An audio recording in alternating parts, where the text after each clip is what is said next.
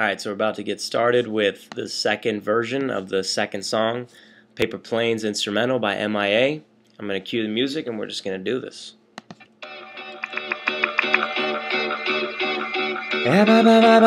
With me rain.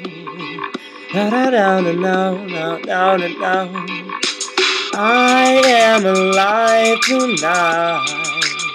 I said, I am alive tonight. And if you don't know, he is. Oh, I said, he is alive tonight. And here's why, yo. He woke up with a pair of glazy eyes, no obnoxious alarm, simply the sun rays of light.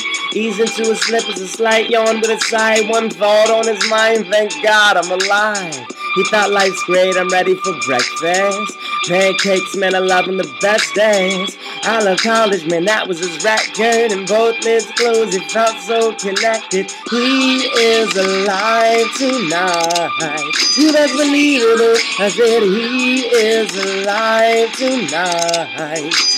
And put your hands up and you are alive tonight. Oh, I said he is alive tonight. So he skirted with his slippers down the staircase of fashion, trying not to wake his mother in a childlike fashion. Pancakes were ready, his stomach was far from heavy, on Jemima syrup, and he was lost in glee. Leaned back in his chair with his arms to the sky. I hope I stay this young until the day that I die. Now that the prayer was complete, he got ready to eat, excitement coursing through his blood from his head to his feet. As he ate and thought about all those behaviors, Eliza teens and them are so far from the same. Kids laugh as if the days of youth are limitless, lazy days, and that's just a light years away. We are alive tonight. I said, we are alive tonight. You best believe that he is. When he wakes up, yo, and he is alive tonight. I beg you to be alive. So we are alive tonight. Da-da-da-da. So there we go. That was the second version of second version of the second song, Paper Planes, MIA, instrumental. And now I'm going to talk to you about what were the key major differences between that one and the one that you heard before. Okay, so the first one, we had no immediate hook. On this one, we had a complete immediate hook. It comes at you the first 4 to 6 lines. You know, you hear it, and now you have something to hum away to. Maybe you don't remember all the words, but you at least remember. That's going to be a hard one to forget. I mean, I did it 3 times in the span of, you know, about 18 to 16 lines of text. So it's definitely imprinted in your, you know, collective memory now. And that's really good because now you have something to walk away with. Now you have something to tell your friends. How'd the song go? Oh, it went and now they can look it up and the word will spread fast and now you won't just be another unknown. And you'll get on the radio more easily with, you know, having some kind of immediate hook. And the second thing, it was a lot more dynamic voice inflection. You know, this time I really came at it with certain words, and I backed off just a little bit with others, and you know that creates a lot of refreshing elements to your text because no one wants to hear you read anything off a prompt. Nobody wants you to try and tell them you're a gangster when you're not.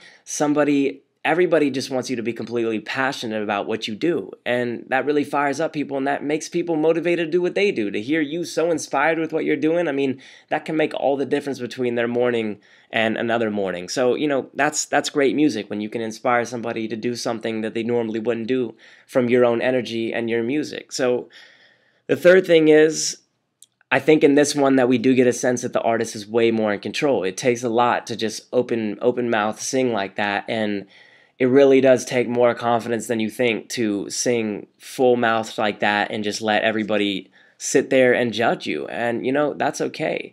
It's been 5 months, 6 months since I've written that last one, and I've grown and changed a lot. I've performed a lot more. But basically, you need to know as a listener that the artist you're listening to is really, really, really confident. because you're not going to follow somebody who's just sitting up there looking like a lame duck.